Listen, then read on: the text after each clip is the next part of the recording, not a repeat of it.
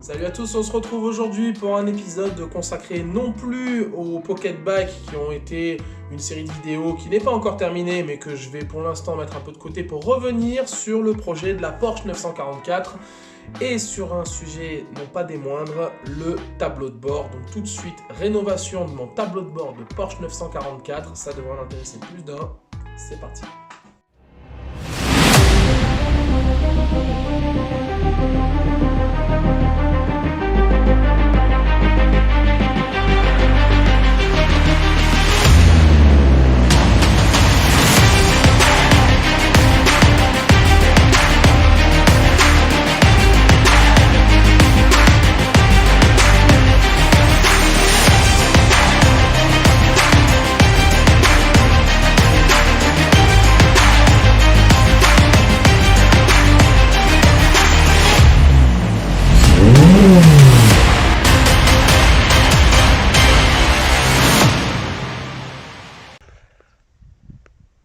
Ça fait 2 jours et demi que je bataille avec cette merde.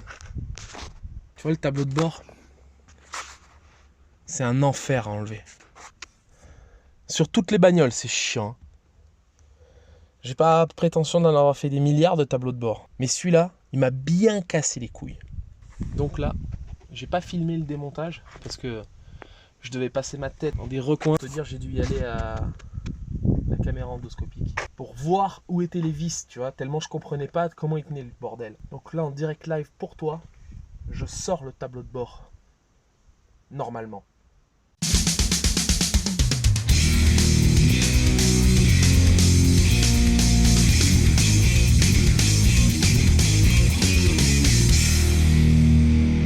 Dites-le, je suis content. Ça y est, il est là. On va pouvoir faire un état des lieux et voir quelle bidouille on fait dessus. Je suis hyper content.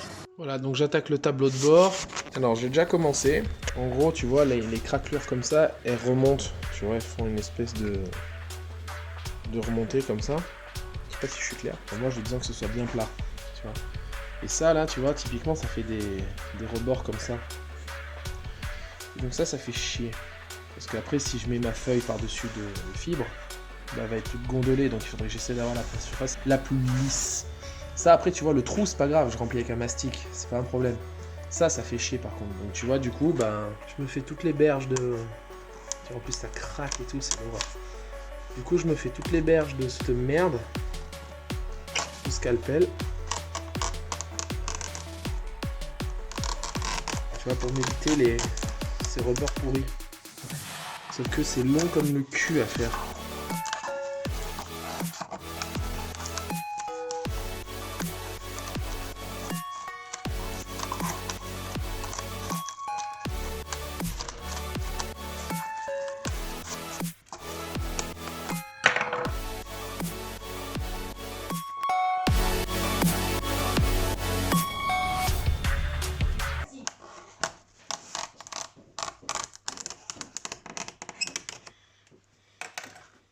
Bonjour. Ça va? Bah ouais. Ça, j'ai baigné le rétro là en rentrant. Oh non. Bah t'avais en fait avancé t'as reculé le scooter et quand j'ai ouvert le portail ça. Mais tu l'as abîmé? Non, je pense pas. Ah, t'as juste touché. Il s'est plié à l'envers quoi. Attends, si c'est plié à l'envers, c'est qu'au moment où t'as touché, tu t'es pas arrêté. Bah non. Vas-y, juste après. Non, je me suis aperçue ça. Tu l'as abîmé ou pas? Non, je pense pas. T'es même pas allé vérifier? Si. Et t'as rien vu? Non. Là, ça veut dire oui. Bah je sais pas comment il était avant en fait. Oh putain. Ah, ça va, Tim. Bah ça va, non. Bah,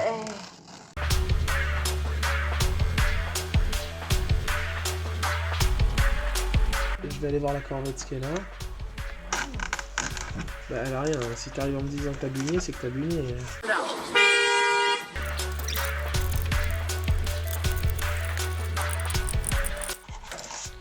Bon voilà, je vais pas te le faire dans l'intégralité, mais le délire c'est ça.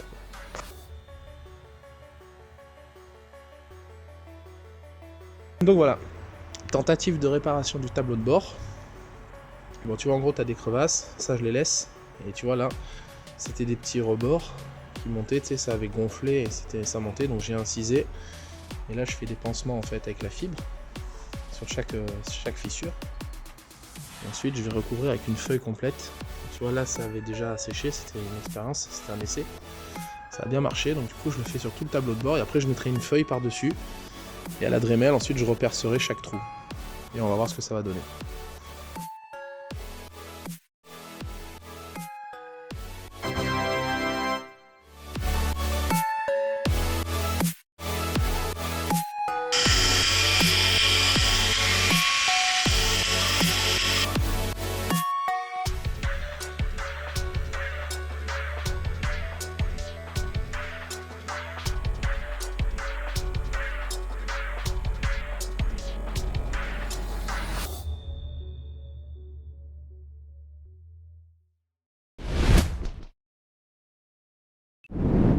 Bon, première synthèse de la tentative de refibrage du tableau de bord craquelé. Donc là on voit bien qu'il y avait les... C'est là où il y avait les grosses craquelures. En vidéo ça sort pas bien, mais je vous avoue qu'au toucher c'est parfaitement lisse. Et en fait je me rends compte que c'est vraiment pas mal. Bon après il y a quand même une déformation, je sais pas si on la voit là, mais vous voyez, il y a quand même un peu les bosses. Mais globalement, est-ce qu'on peut sauver un tableau de bord en le refibrant? C'est pas exclu.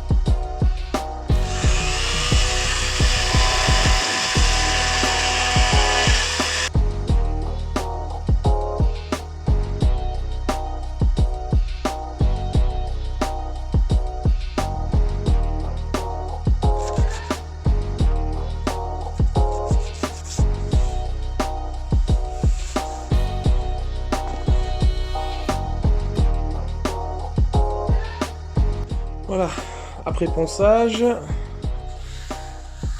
on voit que c'est pas... Il y a encore beaucoup de défauts, beaucoup de trucs qui vont pas. Mais globalement, c'est bien revenu. Donc on va se passer un petit gel coat par-dessus. Et derrière, on se fera un ponçage et il y aura certainement encore un peu de finition derrière, mais je pense que ce sera pas mal.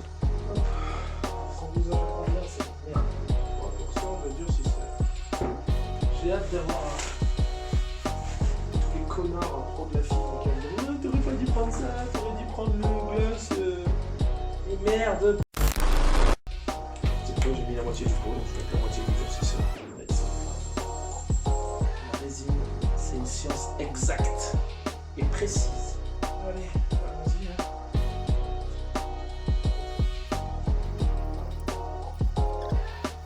Alors, si vous avez des putains de techniques pour réparer un tableau de bord de Porsche 944 sans pour autant dépenser 1000 balles pour en acheter un, qui de toute façon craquera un jour ou l'autre, hein. Si vous avez une meilleure solution, sachez que je suis preneur, certainement comme à peu près 99% des possesseurs de 944. Je pense que si vous avez une technique, le monde entier vous écoute. Je me suis approché d'une solution pas viable, pour le moins intéressante. On va se le dire comme ça, c'est peut-être pas l'idée du siècle, mais ça aura eu le mérite d'être tenté. J'ai jamais appliqué de géocode, je ne sais pas du tout quel rendu ça va avoir, je ne sais pas du tout comment ça se travaille après, je suis dans l'inconnu total.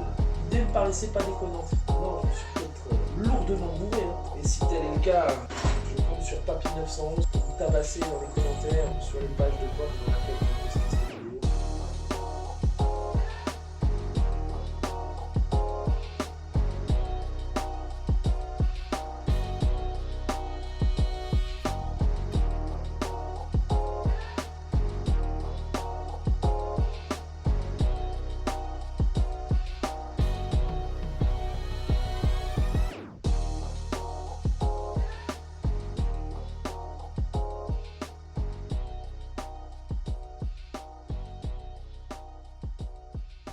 A few moments later. Allez, premier passage gel cote. Alors j'ai laissé des morceaux comme ça exprès, c'est l'endroit où il y a des creux. J'ai laissé volontairement des espèces de bosses là pour que ça englobe bien les creux. Et je pense que j'échapperai pas à un deuxième passage. Mais c'est pas mal déjà. Je sais pas quel rendu ça va avoir ça une fois fini, mais je trouve que c'est pas mal. L'aventure tableau de bord continue.